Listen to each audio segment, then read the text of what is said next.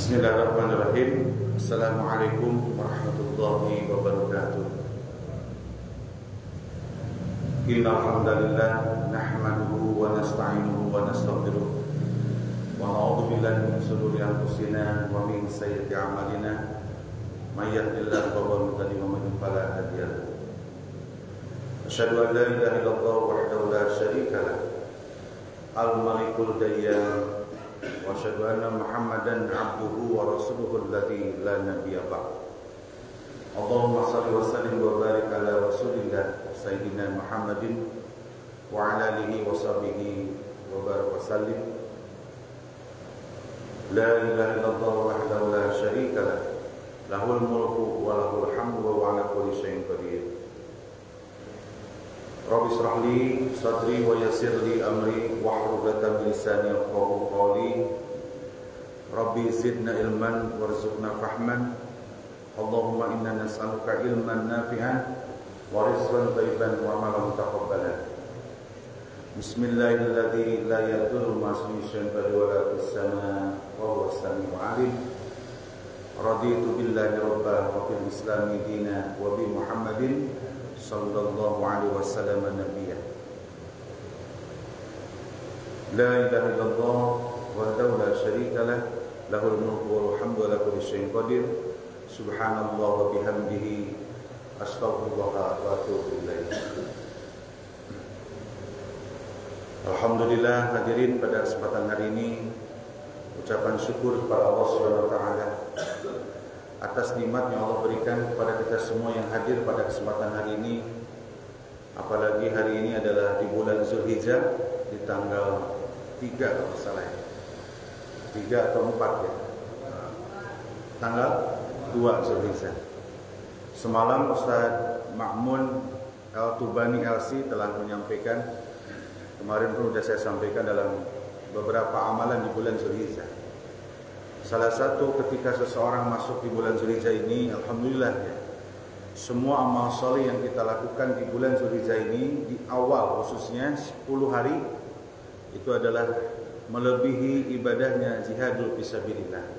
Semalam dikuatin lagi ya sama Ustaz Ma'mun ya. Alhamdulillah, syukur kita kepada Allah di pagi hari ini kita sudah bisa melaksanakan rangkaian ibadah amal soleh yang Allah berikan kepada kita, yang perintahkan kepada kita semua. Kita bisa hadir di jamaahnya masjid ya, berjamaah sholat subuh, dilanjut dengan zikir, dilanjut dengan kita duduk mendengarkan apa yang Allah dan Rasulnya sampaikan.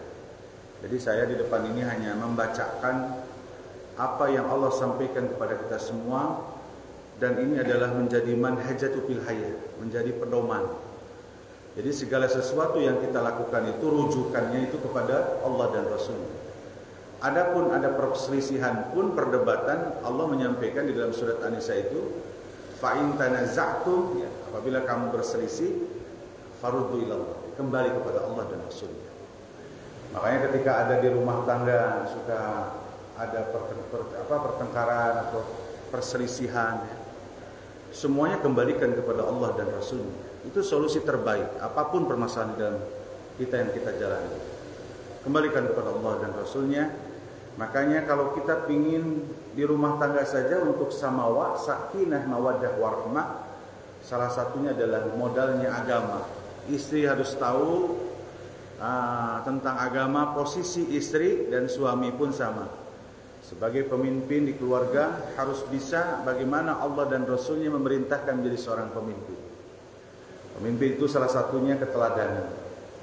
Kalau ingin samawa itu hadir di rumah, ya jadilah laki-laki yang hebat, yaitu adalah menjadi teladan di rumahnya. Jadi jangan sampai di rumahnya itu seorang pemimpin itu gak kelihatan pemimpin. Maka hadirkan pribadi yang teladan, sholatnya yang hebat, baca Quran yang hebat, ya, contohin oleh bapak-bapaknya. Jangan ini menyuruh saja. Karena seorang pemimpin itu harus menjaga rumah tangga. Di dalam surat At-Tahrim itu, ya ayyuhalladzina amanu qu anfusakum wa ahlikum nar. Allah menyampaikan, jagalah keluargamu dari api neraka. Ya, salah satu dalam menjaga ahli neraka itu, seorang laki-laki itu harus sukses program bagaimana di rumah tangga itu salah satunya adalah sholat, ya.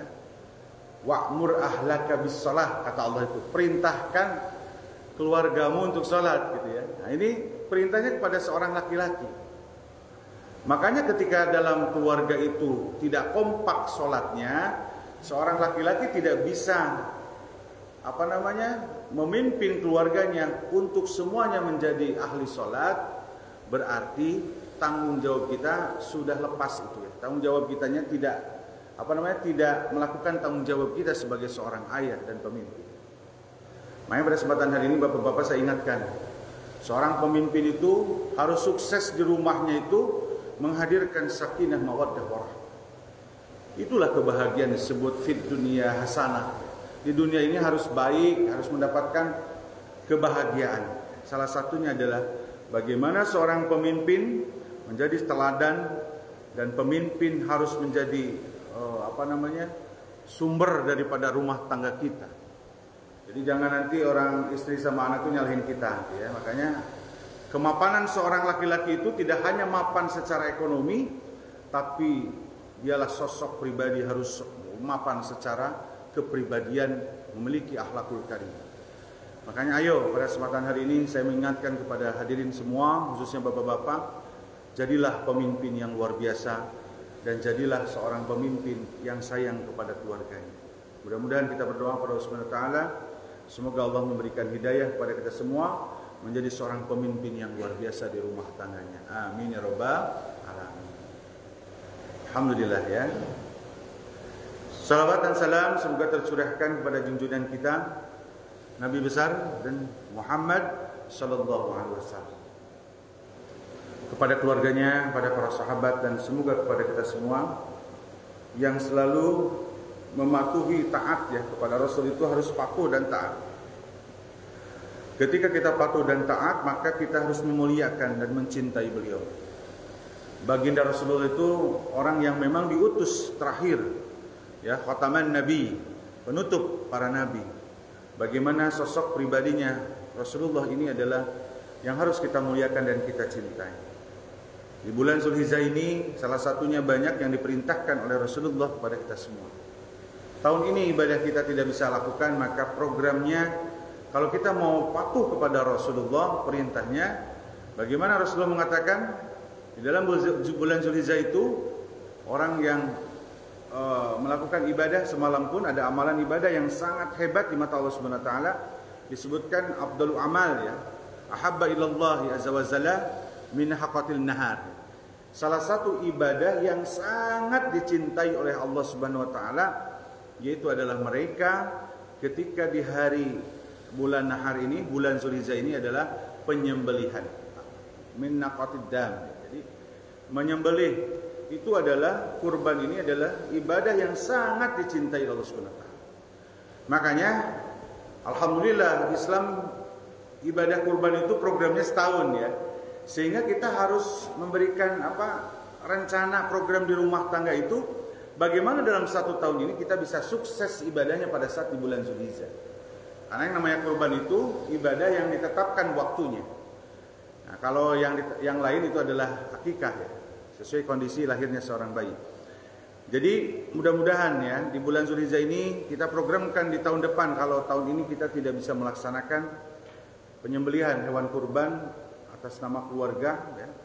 Makanya kepada Allah Subhanahu wa taala beritikad baik dengan cara kita menabung ya setiap bulannya, supaya tabungan itu terkumpul dalam 1 tahun bisa terpenuhi satu ekor kambing atau dari 7 gabung untuk menyembelih hewan sapi. Rasulullah kan semalam pun disampaikan, beberapa ulama ini hadisnya sudah populer. Man kana sa'atan atau menjaga sa'atan, barang siapa yang memiliki keluasan rizki, falam yudoh, kata Rasulullah, kalau kamu tidak menyembelih, fala yuqrabana musallana, kata Rasulullah, kamu jangan dekati tempat sholatku. Artinya hadirin, Rasulullah itu sangat benci kepada umatnya pada saat ketika dia memiliki keluasan rizki, bahasa kita mampulah ya, seperti haji, kalimat dalam Al-Quran manis tata'a ila sabila, mampu di jalannya, lalu dia tidak melakukan ibadah itu, maka kata Rasulullah, jauh-jauhlah di tempat sholatku. Tidak di aku sebagai umat Rasulullah SAW. Masih ada kesempatan ya, 1 minggu. Kalau merasa diri kita mampu untuk kurban, lakukan yang terbaik pada Allah Subhanahu wa taala. Karena ibadah kurban ini amalan yang sangat Allah cintai, hadirin. Ya, dan di bulan Zulhijjah ini, bulan di mana Allah bersumpah walayalin asrin, demi 10 hari, 10 malam di bulan Zulhijjah. Yang kedua, arba'atul hurum. Zulhijjah itu adalah 4 bulan yang dimuliakan oleh Allah Subhanahu wa taala. Pokoknya luar biasa, jadi jangan sia-siakan ibadah yang lewat itu. Bahkan kemarin semalam itu Ustadz Ma'mun itu mengatakan di tanggal 9 itu yang disebut tanggal di mana ibadah haji sebagai rukunnya adalah wukuf ya. Wukuf itu dimulai startnya dari zuhur ya, bukan dari pagi, bukan dari subuh. Kata Ustadz Ma'mun, Rasul mengatakan adu'aul khair, doa yang terbaik itu adalah yaumil wukuf ya, yaumil arafah, yaitu pada saat di hari arafah itu berdoalah. Makanya di tanggal 1 sampai 9 salah satunya perbanyak doa, dan pada tanggal 9 kita berdoa nanti. Walaupun di Indonesia ada perbedaan hari raya ya. Kalau nggak salah Muhammadiyah mengikuti Mekah ya. Mekah itu lebarannya hari Ahad. Jadi wukufnya itu tanggal 9 Zulhijjah itu di hari Sabtu. Kalau kita pemerintah, kalau nggak salah kemarin pada Dewan Isbat itu, Kementerian Agama telah menetapkan sumun bulan barunya di tanggal 1 itu di kemarin ya. Sehingga tanggal 10 Zulhijjahnya di hari Senin. Nah, ini perbedaan harus disikapi dengan sikap terbaik. Inilah yang harus kita lakukan. Yang penting jangan meretakkan ukhuwah Islamiyah. Insya Allah di BKP ini akan mengikuti pemerintah, dan sudah kita lakukan rapat semalam pun untuk pelaksanaan penyembelihan hewan kurban. Dan insya Allah nanti, terima kasih, ini ada Ustaz Ihsan, Kepala Sekolah Kutab Al-Fatih. Semalam sudah dirapatkan bahwa Kutab Al-Fatih memberikan 1 sapi untuk bergabung dengan Baitur Rahim, panitia DKM, 1 ekor sapi ya, insya Allah mudah-mudahan. Dan insya Allah nanti kami laporkan hasil rapat malam, dan insya Allah nanti disampaikan kepada Kutab Al-Fatih. Terima kasih kepada para pengurban, sehingga ada kemungkinan ada 6 ekor sapi kemungkinan ya, karena 5 sudah fix, 1 lagi masih menunggu. Ada 5 pengurban, masih kurang 2 untuk membeli sapi. Tapi kalau ada 6 kita akan belikan sapi, sehingga sapinya ada 6. Mudah-mudahan pengorbanan daripada masyarakat di BKP, begitu juga wali santri Kutab, mudah-mudahan itu adalah pengabdian kita kepada Allah Subhanahu wa taala. Sebagai orang yang telah dititipkan hartanya, sebagian harus diberikan kepada orang lain. Tadi yang saya sampaikan di dalam surat Al-Ma'arij ya, ketika sholat itu tadi ada ayat walladzina fi amwalihim haqqum ma'lum. Kata Allah, di hartamu ada hak orang lain. Makanya setiap apa yang kita miliki, setiap apa yang kita diamanahkan oleh Allah Subhanahu wa taala dalam bentuk harta, ada hak orang lain. Jadi jangan sampai hak itu tidak kita keluarkan. Dan salah satu haknya adalah bagaimana orang yang diberikan titipan harta oleh Allah Subhanahu wa taala, maka pada saat di bulan Zulhijjah ini siapkan uang itu untuk penyembelihan hewan kurban ya. Tahun depan kalau hari ini tidak bisa, ayo bismillah, bikin tabungan di rumah, bikin kotak infak kurban, masukkan setiap hari kalau mau, setiap hari, setiap minggu atau setiap bulan, sehingga pada waktunya kita bisa membuka tabungan itu untuk mengabdi kepada Allah Subhanahu wa taala. Karena yang Allah nilai ketika seseorang kuat dalam melakukan ibadah kurban itu adalah nilainya adalah ketakwaannya kepada Allah Subhanahu wa taala. Daging, darah yang dia berikan dalam bentuk penyembelihan itu tidak nyampe sama Allah, yang sampai itu adalah nilai ketakwaannya. Ya. Walaupun kata Rasulullah SAW, barang siapa yang ibadah kurban maka bulunya menjadi satu kebaikan, menjadi kebaikan bagi orang yang di yaumil kiamah itu nanti. Jadi kalau bulunya banyak ya dihitung aja lah ya. Dan nanti dalam hadis yang lain menjadi tunggangan kita pada saat ketika menghadap Allah Subhanahu wa taala. Ayo para agnia, para yang mampu, yang kaya, sisihkan uangnya untuk melaksanakan ibadah kurban. Sukseskan ibadah kurban ini adalah menjadi pengabdian kita kepada Allah SWT. Kalimatnya adalah saya mampu, ya, karena Allah sudah banyak memberikan harta kepada kita semua. Amin ya rabbal alamin. Baik, hadirin yang berbahagia, hari ini sudah saya sampaikan bahwa tema hari ini kita akan membacakan bagaimana Allah dan Rasulnya melihat penyebab kerasnya hati kita. Jadi kita sudah tahu bahwa Rasulullah mengatakan di dalam diri kita itu ada segumpal daging, dan segumpal daging itu kalau baik maka baik semuanya. Kalau daging itu rusak maka rusak semuanya. Itu apa daging itu adalah hati. Dan hati itu yang harus kita kelola. Dan hati ini penyebab kerasnya hati kita. Ada yang hati itu, Islam itu kan Rasulullah itu hatinya lembut, ya. Hatinya luar biasa di mata Allah SWT. Tapi kadang kita ini hati ini menentukan baik buruknya manusia. Maka hati ini adalah bagian terpenting dalam hidup.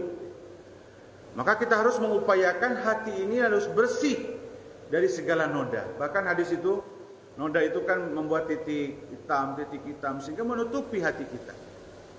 Bahkan Allah dalam Al-Quran surat Al-Munafikun itu, salah satu sebetulnya ciri daripada orang munafik itu dia beriman, tapi dia kufur, tapi dia kufur selama. Lalu Allah menutupi hatinya. Dalam surat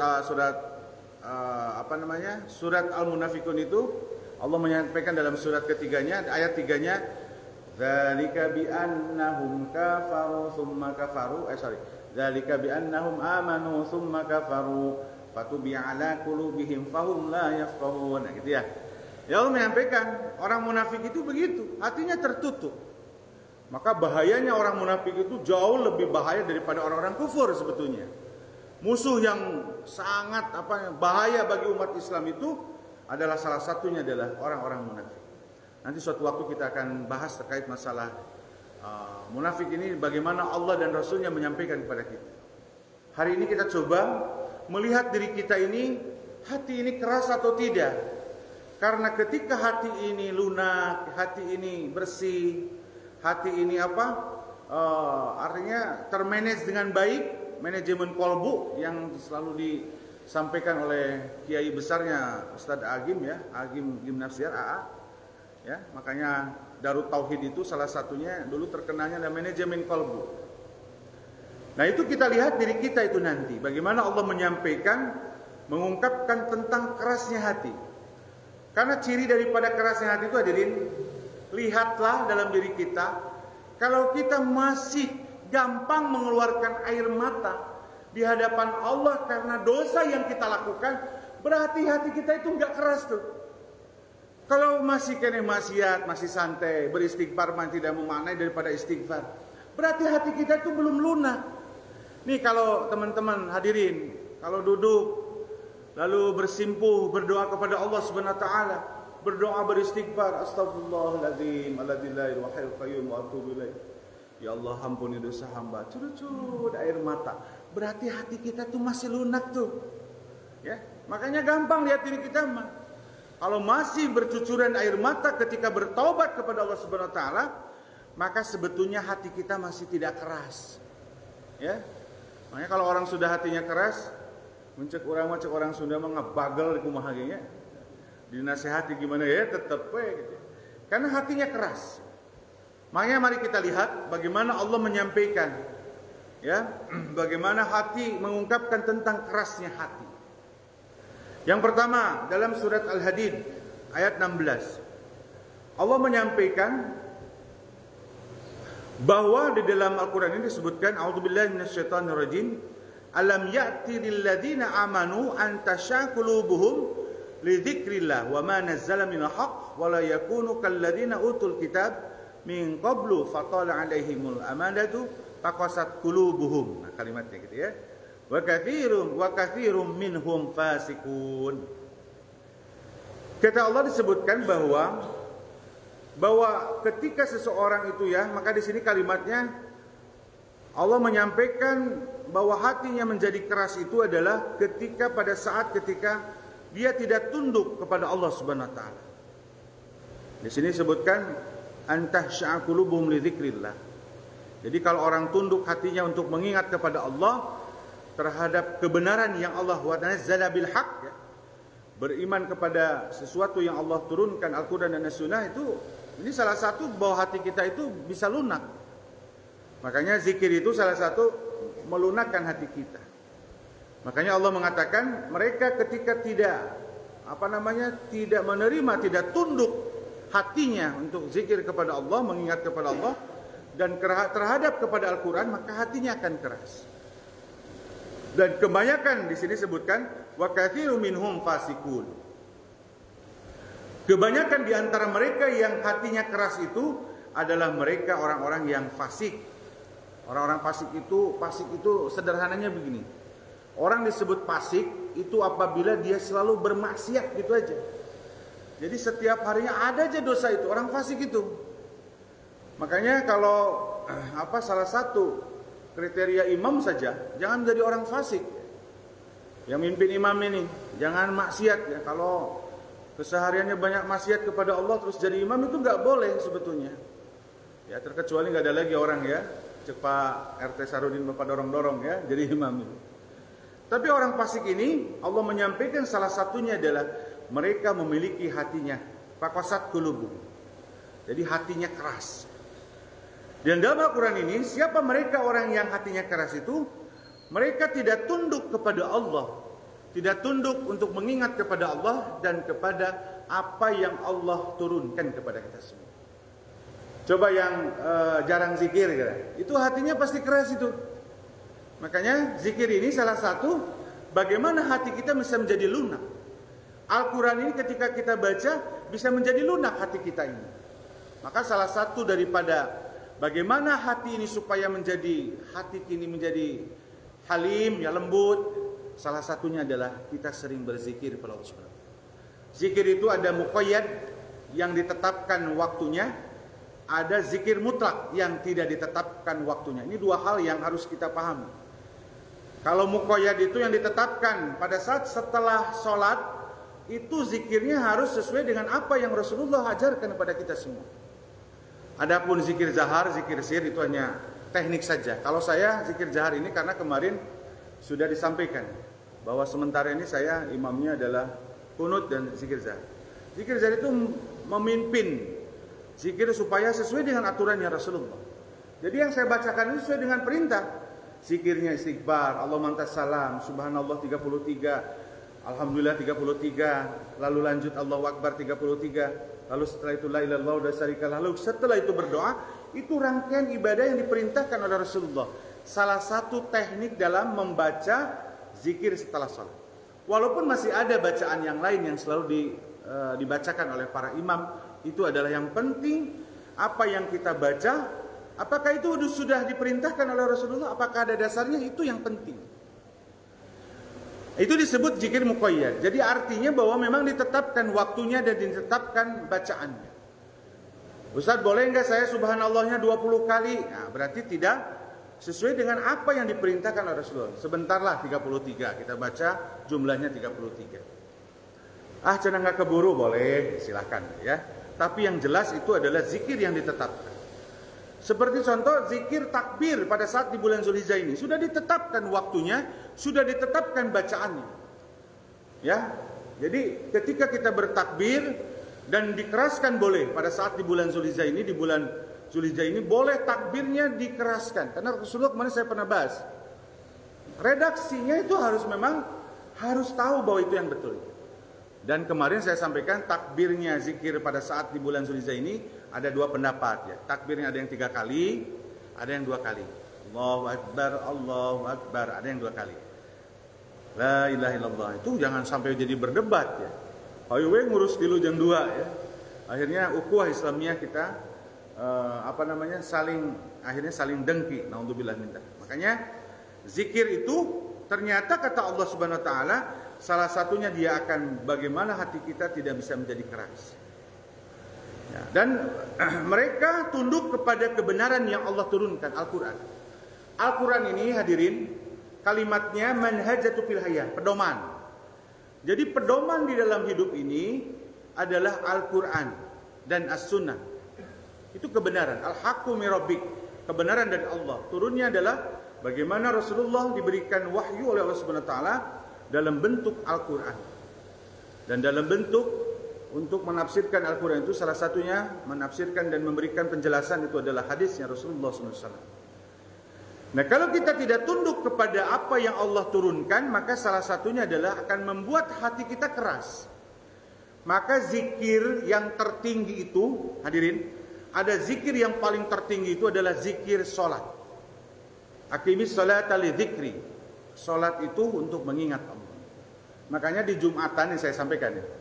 Di Jumatan itu orang ketika menunggu khatib berdiri masuk kepada mimbar, maka ada perilaku zikir kita pada saat menjelang khatib naik mimbar. Kita kan biasa sholat tahiyatul masjid, setelah itu 2 kali sholat mutlak dan seterusnya, lalu zikir. Ada yang baca sholawat. Itu perintah dalam agama itu. Rasulullah mengatakan perbanyaklah sholawat di hari Jumat. Ada yang duduk, ada yang buka handphonenya, buka mushaf Quran, membaca Al-Quran, ya gitu, perilakunya apa gitu. Ada yang memang melakukan kalimah thayyibah, zikir dalam lisan seperti subhanallah atau la ilaha illallah dulu zikri. Tapi ada juga yang sholat sunnah yang disebut sholat imtidhar. Di BKP ini yang suka melakukan itu Pak Zainuddin. Kalau dia datang itu sholat, beres 2 rakaat sholat lagi, beres lagi 2 rakaat lagi, dia kan gitu. Nah, ada Pak Zainuddin, betul nggak Pak Zainuddin? Itu sholat imtidhar. Nah, sholat menunggu itu ada hadisnya Rasulullah. Mengatakan barang siapa yang dia mandinya mandi seperti orang yang junub, ya. Jadi mandi terus mandi junub, ya. Jadi bedakan mandi dengan mandi junub. Kalau mandi itu mandi pakai sabun, mandi junub sesuai dengan ibadah yang dituntunkan oleh Rasulullah. Lalu berangkat pakai baju yang baik, ya. Pakai pengharum, berangkat ke masjid kata Rasulullah, lalu dia sholat semampunya kalimat Rasulullah. Makanya Pak Zainuddin itu menggunakan hadis itu. Ya, jangan sampai melihat ini aliran apa lagi nih? Sholat terus-terusan ya. Sebelum kan Pak Zainuddin bisa berapa rakaat itu saya lihat. Kalau saya juga tidak hanya 2 rakaat boleh. Nah, karena zikir pada saat ketika menjelang waktunya ketika imam masuk kepada mimbar khatib ya, salah satunya zikir yang tertinggi adalah sholat. Baru yang kedua, zikir itu adalah Al-Quran, membaca Al-Quran. Nah, membaca Al-Quran ini harus menjadi kebiasaan. Ya. Ini hadirin, lihatlah diri kita, kalau jarang membuka mushaf Al-Quran, itu dipastikan hatinya keras. Wah, ini cepat nih Pak, ini Pak Slamet. Ya, tapi masih banyak, ini baru 1 poin, masih banyak poinnya. Kita pakai waktu aja, ya. Nanti kita lihat. Jadi Al-Quran itu adalah zikir terbaik yang kedua. Makanya program pondok Baitur Rahmah itu salah satunya, ini yang harus tetap diistiqomahkan adalah pada saat setelah bada sholat, maka yang punya waktu kalau bisa sempatkan waktunya. Apa sih susahnya kita duduk? Cuma 1 halaman kita membaca Al-Quran. Bahkan ada jamaah yang duduk mendengarkan. Itu juga pahala yang luar biasa. Dan Al-Quran ini hadirin yang berbahagia, kalau sholat itu adalah tingginya dalam zikir itu udah luar biasa. Awwalu ma yuhasabu 'alal 'abdu yaumil qiyamah, yang pertama yang Allah akan periksa sholat. Hati-hati itu. Al-Quran adalah amalan di mana mereka ketika yang membaca lembaran-lembaran bacaannya itu, dia akan datang di hari kiamat syafi'an li ashabi kata Rasulullah. Menolong orang yang dibacanya. Makanya saya suka aneh. Kalau ada orang ketika ngajak baca Quran, sempatkanlah waktu itu untuk membaca Al-Quran. Ini senang nih kalau di BKP pada sholat subuh ada yang dipimpin oleh santri untuk baca Al-Quran, duduk dulu 1 halaman. Apa sih susahnya? Paling berapa menit? Saya lihat waktunya paling 10 menit, itu juga tidak lama. Karena kata Rasulullah, Iqra'ul Quran fa innahu ya'ti yaumil qiyamah syafi'an li ashabi. Salah satu ibadah yang nanti akan datang itu adalah membaca Al-Quran. Lembarannya itu luar biasa, Masya Allah. Ayo hadirin. Dan ketika kita baca Al-Quran diprogramkan setiap hari lidah kita basah dengan membaca Al-Quran, maka salah satu kata Allah di dalam Al-Quran ini, dialah yang bisa melembutkan hati kita. Jadi gampang sebetulnya lihat diri kita itu. Kalau Al-Qurannya jarang baca, ya udah, hati itu pasti keras itu. Kalau hati keras itu lihat wajah, raut wajahnya. Maka salah satu kehebatan seorang wanita, Bu Haji, hanya di sini aja, di raut muka. Dia berhasil di raut muka wajahnya, bisa memberikan yang terbaik di rumahnya, memberikan pelayanan yang terbaik bagi suaminya, mendidik dan membimbing anaknya, itu semuanya di muka. Kalau istrinya jutek ya, lihat nih anaknya, saya aja laki-laki kalau istri begitu itu kurang nyaman gitu ya di rumah itu. Walaupun istri kita cantik, jelita, tapi kalau julidan, mulutnya kasar ya, malah betah itu laki ya di rumahnya. Betul Pak Roy? Nggak betah ya, mendingan di luar ngopi ya, ngopi yang udud. Karena salah satu daripada bagaimana kita untuk melembutkan hati itu adalah dengan membaca Al-Quran. Maka Rasulullah mengatakan dalam hadisnya, nawiru buyutakum, terangilah rumah-rumahmu supaya rumah kita terang, biqiraatil Quran wa bis-shalah, dengan membaca Al-Quran dan salat sunnah, salat wajib kalau bagi perempuan, tapi boleh ke masjid juga nggak apa-apa. Jadi Al-Quran ini menjadi kurikulumnya rumah. Jadi kalau bisa diprogramkan, saya kalau malam Jumat itu di rumah itu pasti baca Quran. Setelah itu saya pasti ceramah. Saya ceramah, istri saya di bawah, maksudnya mendengarkan, dan anak saya mencatat. Saya itu biasa 1 pekan sekali bagaimana melakukan pembinaan di rumah dengan cara yaitu ya ada waktunya di saat malam Jumat. Jadi kalau di sini adalah membaca surat Yasin, saya sebetulnya tidak hadir karena punya program di rumah. Tapi bukan berarti saya benci terhadap pembacaan ayat Yasin. Ya, hati-hati ya, karena saya sering tidak hadir Pak Iman ya. Mohon maaf ya, ini adalah hanya perbedaan saja dalam membaca. Semuanya baik, yang penting bagaimana bacaan Al-Quran itu bisa menerangi rumah tangga kita, bisa menerangi badan-badan kita menjadi orang-orang yang hebat di mata Allah Subhanahu wa taala. Jadi itu ya, hadirin yang berbahagia. Surat Al-Hadid 16 mengatakan, barang siapa yang keras hatinya, kata Rasulullah, kata Allah dalam Al-Quran, wa katsirun minhum fasikun. Mereka kebanyakan orang-orang yang tidak tunduk dan tidak patuh kepada Al-Quran dan As-Sunnah. Itu adalah mereka hatinya jadi keras. Itulah orang-orang fasik. Siapa orang fasik itu? Orang yang selalu bermaksiat kepada Allah Subhanahu wa taala. Dalam surat yang lain itu Allah mengatakan maksiat itu gini. Surat apa ya? Ini maaf ya, Ustaz.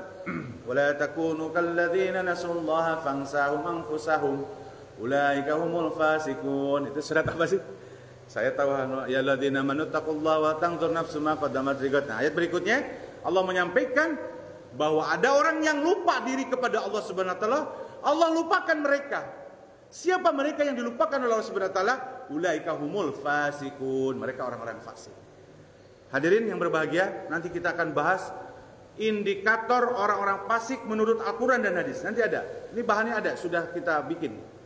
Alhamdulillah, bagaimana munafik secara Allah dan Al-Quran, supaya kita tahu.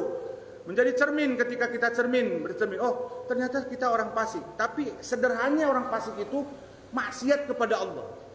Sementara jarang sholat ya gitu ya. Baca Al-Quran tidak ngikutin. Pokoknya maksiat aja. Mulutnya kasar, itu fasik sebetulnya. Makanya kalau ingin jadi imam itu harus lihat dulu diri kita. Karena kata Rasulullah, jangan jadi imam ketika kita fasik ya. Perilakunya nggak bagus ya. Walaupun kriteria imam itu harus hafalan bacaannya, tapi jangan sampai fasik gitu. Baik hadirin yang berbahagia. Jadi kelembutan hati kita, tidak keras itu di dalam Al-Quran ini haruslah zikir kepada Allah Subhanahu wa taala. Dan yang kedua, harus kita tunduk menerima apa yang Allah berikan dalam kebenaran dalam bentuk Al-Quran.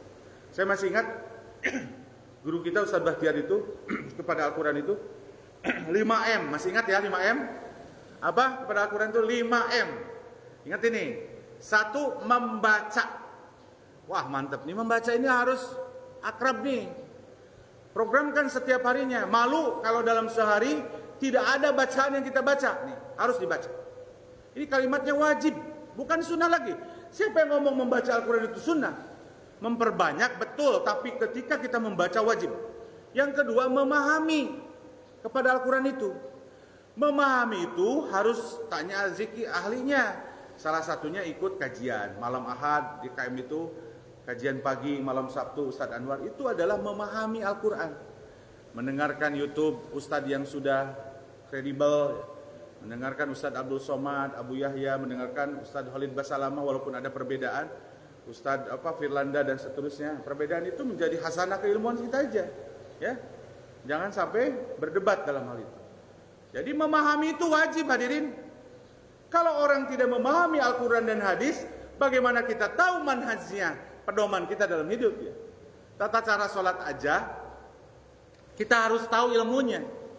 Takbir yang kita gerakkan harus sudah tahu dalam diri kita. Oh, takbir saya itu sejajar dengan bahu kita. Ini apakah ada dalilnya? Ada dalilnya. Makanya kalau pembahasan fikih 4 mazhab itu banyak sekali variasi dalam masalah fikih ibadah. Ada yang jempolnya ke telinga, itu ada keterangannya. Artinya bahwa semua yang kita lakukan dalam bentuk ibadah harus ada aturannya, dicontohkan oleh baginda Rasulullah. Maka salah satu ibadah kita akan diterima oleh Subhanahu wa taala, sumbernya harus dari Allah dan Rasul. Nah ini hati-hati hadirin ya. Jadi yang kedua itu memahami itu luar biasa. Sebetulnya duduknya kita setiap kajian yang dijadwalkan di BKP ini salah satunya adalah untuk memahami Al-Quran. Ini kan Al-Quran yang saya bacakan. Yang ketiga apa? Setelah kita pahami kepada Al-Quran itu harus diamalkan. Mengamalkan yang M ketiganya. Apa yang kita sudah tahu, amalkan. Jangan kita tahu tapi kita tidak amalkan. Maka salah satu kebencian Allah itu kepada orang yang mengatakan A tapi dia tidak melakukan A. Itu suratnya surat apa? Apa lupa ya. Anu ya ayyuhalladzina amanu itu lima taquluna ma la taf'alun. Surat As-Saff. Allah mengatakan, "Hai orang beriman, apa yang kamu katakan kenapa kamu tidak lakukan?" Kan gitu kalimatnya. Kaburo, besar kata. Kaburo maktan, besar kebencian Allah. Jadi yang namanya ustadz itu kalau dia ngomong tapi tidak dilakukan, cek Allah paling benci, besar kebencian Allah. Makanya banyak nanti para ustadz, para kiai yang masuk neraka ya. Karena ngomong doang. Nanti setelah ngomong doang tidak dilakukan apa yang diomongin. Tapi kita juga semua sama, itu perintahnya kepada orang beriman. Makanya setiap ibadah yang kita lakukan harus kita amalkan, sudah tahu itu. Jadi kalau sudah tahu ilmu itu jangan sampai kita tidak mengamalkan. Sudah tahu kurban ini adalah ibadah yang paling hebat, tapi cuek-cuek aja gitu. Dari dulu saya di BKP ini, baru hari ini mau 6 nih. Sapinya itu Bu Haji ya. Selama ini tahun kemarin kan 4 ya. 4 sapi. Sekarang udah 6. Nanti kalau sudah banyak sapi yang dikurbankan setiap bulan Zulhijjah ini, di bulan BKP ini baru top. Jadi satu kreseknya itu bisa stok 1 minggu gitu ya. Dari Dewan Kurban. Nggak apa-apa itu, alhamdulillah. Makanya alhamdulillahnya pondok, insya Allah santri ini nanti kurbannya satu dari Bu Haji Sam ya, dan kedua nanti dari teman saya. Jadi ada 2 kambing, insya Allah nanti stoknya Pak Ustadz Mansur, Ustadz Sadam ya, diatur nanti dagingnya bisa nyampe 1 minggu gitu ya. Kalau kita sudah paham itu, sudah harus diamalin. Cara mengamalkan nabung. Ya. Ya kalau cuek-cuek saja mah ya nggak akan bisa ibadah itu, seenaknya aja ibadah itu. Ya. Kalau ibadah itu jangan seenaknya saja, tapi diprogramkan. Allah Maha Kaya. Ya, ketika dalam surat Al-Baqarah surat kedua ayat 245 itu apa? Ketika seseorang meminjamkan hartanya kepada Allah, apa? Ada afan katsira mudha'afan. Allah akan lipatkan, Allah akan ganti, dan Allah akan lipat. Kadang kita mah nggak percaya itu. Apa yang kita berikan untuk dipinjamkan kepada Allah dalam bentuk fisabilillah, maka Allah akan ganti dan Allah akan lipatkan gantian itu. Makanya kalimatnya itu wa yumdidna bi amwalin, kalau dalam surat An-Nur itu Allah lipatkan harta. Kita mah nggak percaya sih. Ya, pakai logika kehidupan. Kalau kita berbagi 100.000, berbagi 1 juta, berkurang harta kita. Salah besar itu hadirin. Berbagi adalah meningkatkan kualitas ibadah kita, meningkatkan ekonomi kita. Tidak akan pernah miskin ketika kita berbagi. Insya Allah ketika kita punya harta, berbagilah. Yang membedakan adalah jumlahnya hadirin. Orang kaya jumlahnya dengan orang yang tidak mampu bedanya jumlah dan waktu. Orang kaya bisa tiap hari sedekah. Bisa kalimatnya sedekahnya kalau orang kaya itu seperti BAB. Kalau setiap hari kita BAB kan enak ya. Nah orang kaya mah setiap hari itu kalau nggak bersedekah itu seperti tidak BAB, nggak enak, nyaman aja. Jadi kalau ada yang ngomong gini, duh saya nggak nyaman ini belum bersedekah, wah mantap itu. Ya, itu hebat itu. Jadi kalau ada orang yang sudah begitu, orang kaya yang sudah begitu setiap hari bersedekah dan tidak bersedekah itu tidak nyaman, udah top hidupnya. Ya. Karena Islam ini dilihat dari perilaku hadirin, akhlak. Siapapun yang ceramah, yang nanti yang paling tinggi yang akhlakul karimah, itu dalam bentuk amal saleh. Maka harus diamalkan apa yang kita sudah tahu. Ya, jangan ini mah hanya ngomong doang. Kata Allah, "Lima taqulu ma la taf'alun." Apa yang kamu omongin, kenapa kamu tidak kamu lakukan? Kaburu maktan indallahi an taqulu ma la taf'alun. Besar kebencian Allah ketika apa yang diomongin tidak dilakukan. Omdo lah. Ya, omong doang Pak Supri ya. Si eta mah ngomong wungkul. Ya. Kerja bakti PRT ya. Ayo tapi yang kerja bakti namanya gitu ya. Ngomong doang dia mah. Kayak saya ya, kalau kerja bakti jarang ikut. Mohon maaf ya hadirin yang berbahagia, jangan sampai karena Allah tuh sangat benci kepada orang yang suka ngomong tapi tidak diamalkan apa yang diomongkan. Makanya para ustadz, para kiai yang pada kesempatan hari ini yang suka memberikan ceramah, ya, lakukanlah yang terbaik kepada Allah SWT. M yang keempat masih ingat? Tadi mengamalkan. Yang M keempat apa? Masih ingat? Ini saya juga dapat ilmunya dari Ustadz Bahtiar ya, alumni ketua pondok ya Mahmud.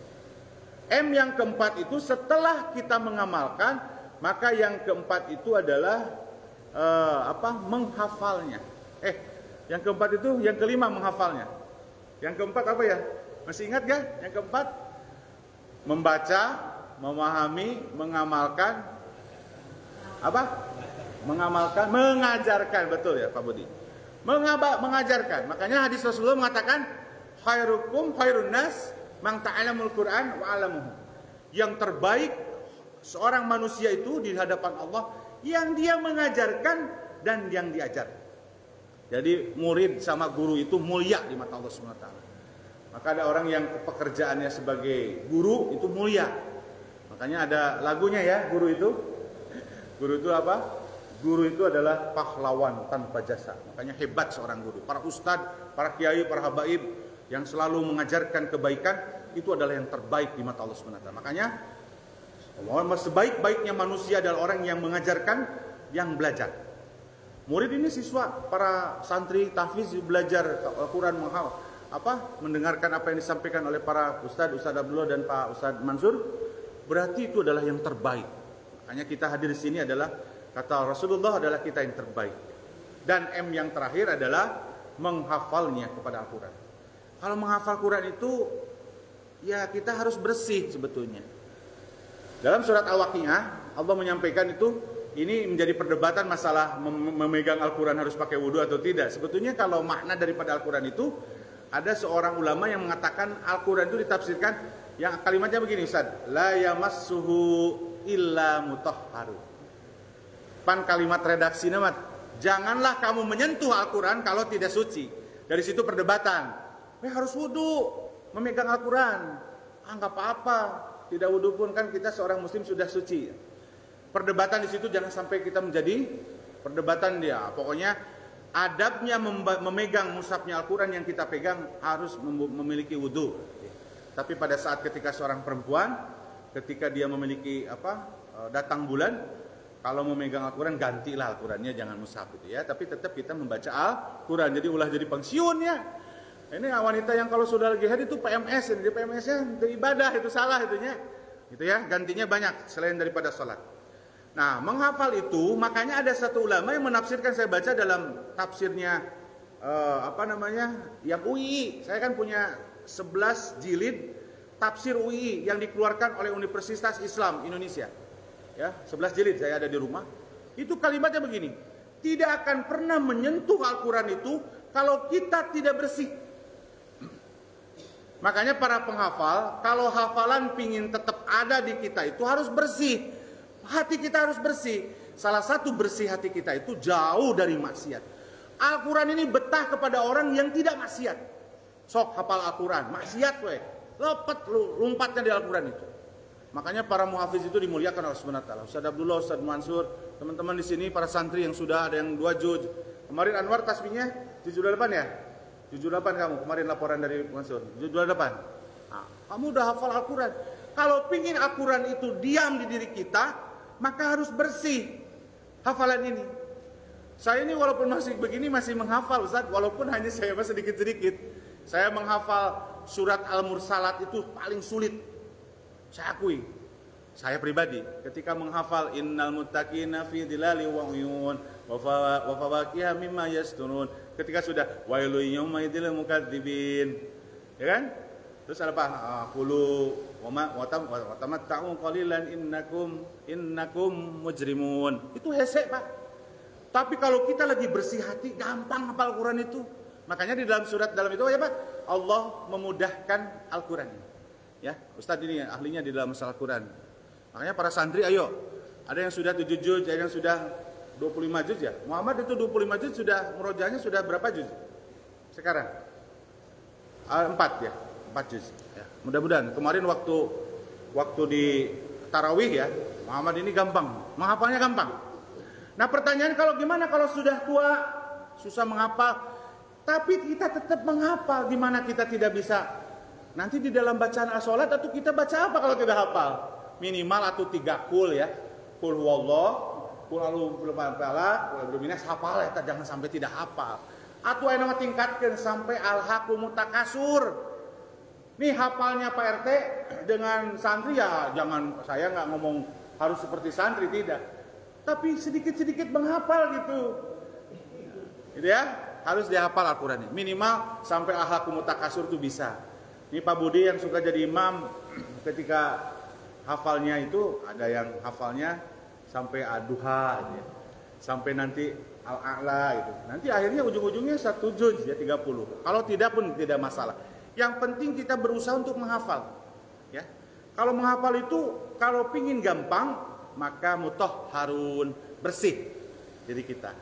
Maka para santri, kalau kalian maksiat, hafalan itu sekejap itu akan hilang. Betul ya? Benar nggak, Bu Abadah? Ngerasa nggak? Sulit menghafal kalau kita lagi banyak maksiat kepada Allah SWT. Karena para santri itu tahajudnya sudah harus oke, ya, berjamaahnya tepat waktu, jangan terlalu banyak banyak mainnya. Karena salah satu bahwa hati kita keras itu adalah ketika lalai kita dalam mengingat dan mentadaburi Al-Quran. Jadi kalimatnya itu ya, kalau kita jauh dari zikir itu tadi apa? Sholat. Kedua, Al-Quran. Ketiga, kalimatul thayyibah, kalimat-kalimat yang diajarkan oleh Rasulullah, kalimat yang baik. Subhanallah walhamdulillah wala ilaha illallah wallahu akbar. Zikir pagi itu banyak tuh, zikir pagi itu. Bismillahilladzi la yadurru ma'asmihi syai'un fil wala fis sama wa huwas samiul alim.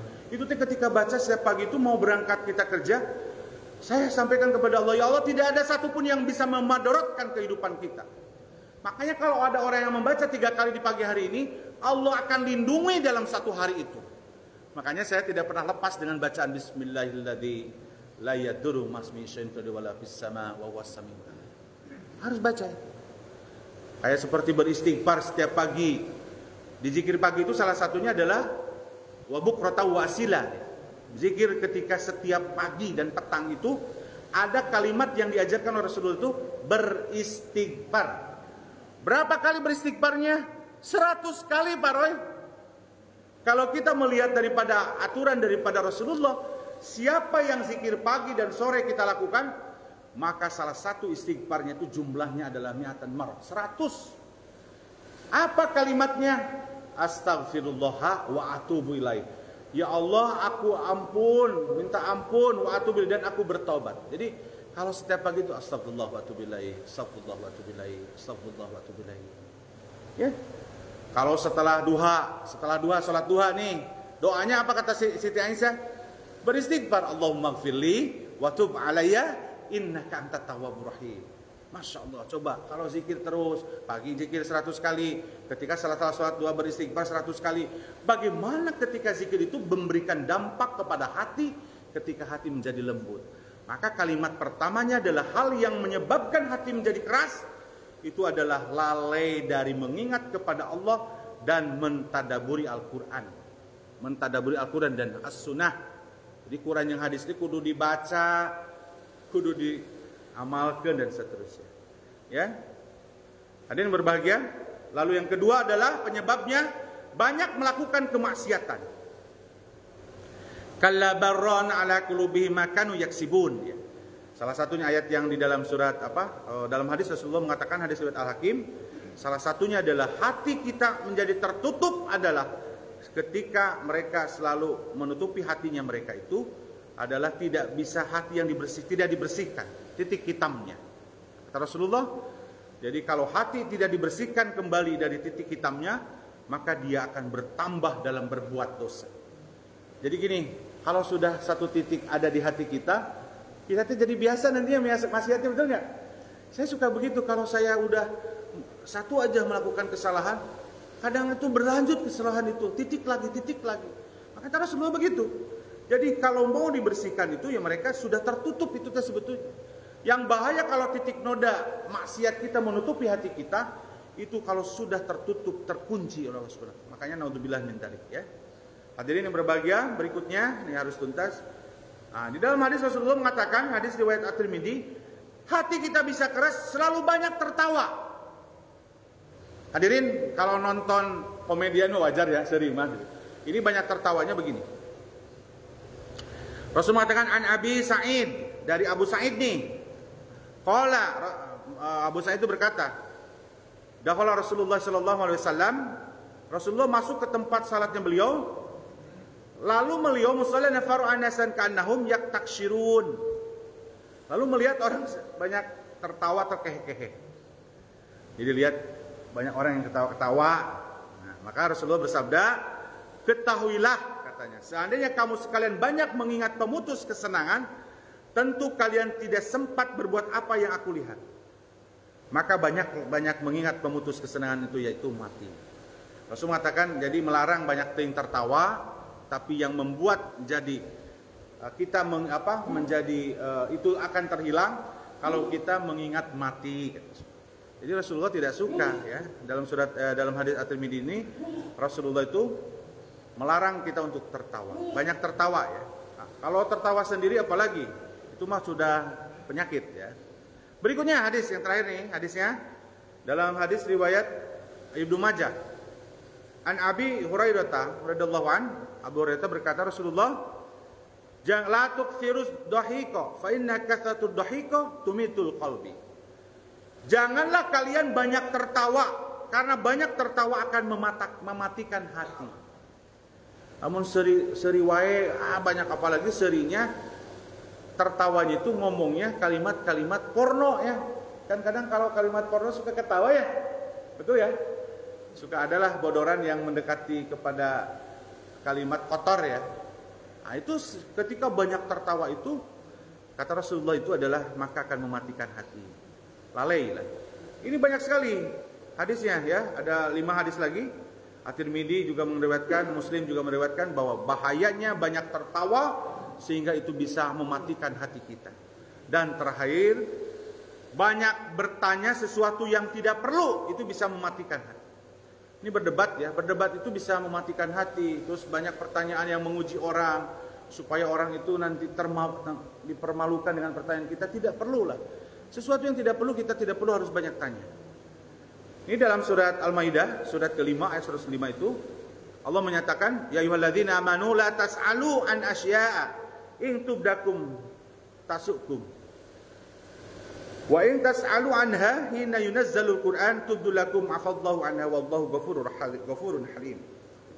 Orang beriman, kata Allah, janganlah kamu menanyakan kepada Rasulullah itu hal-hal yang jika diterangkan kepadamu niscaya menyusahkan kamu, dan jika kamu menanyakan waktu Al-Qur'an itu sedang diturunkan niscaya akan terang benderang kepadamu. Allah memaafkan Kamu tentang hal itu Allah Maha Pengampun dan Penyayang. Jadi jangan terlalu banyak bertanya itu. Ketika bicara pada saat itu, ada banyak sahabat yang selalu bertanya yang sifatnya sebenarnya tidak perlu. Karena kata Rasulullah itu ketika sudah diterangkan itu sudah. Ya. Gitu ya. Dalam hadis, dalam Al-Quran juga dilarang kita selalu banyak bertanya tidak perlu. Dalam hadis juga banyak sekali perlu dibacakan. Pada prinsipnya di dalam Al-Quran, dalam hadis Rasulullah SAW kita bacakan satu hadis riwayat Muslim dari Abu Hurairah an Abi Hurairah radhiyallahu an qala Rasulullah sallallahu alaihi wasallam, ya. Rasulullah SAW bersabda, sesungguhnya Allah senang pada kalian 3 hal. Innallaha yarda lakum thalathan. Allah itu senang. Apa aja yang 3 itu? Allah senang pada kalian bahwa kalian menyembahnya dan tidak menyekutukan. Wa yakrahu lakum thalathatun. Apa 3 itu? Faridul lakum an ta'budu wa la tusyriku bi syai'an. Yang kedua, Allah senang kepada kalian berpegang teguh kepada Allah. Wa an tastami'u bihablillahi jami'a. Allah senang ketika orang memegang teguh Al-Qur'an dan As-Sunnah. Yang berikutnya, Allah senang kepada kalian berpegang teguh, tidak bercerai-berai, ya.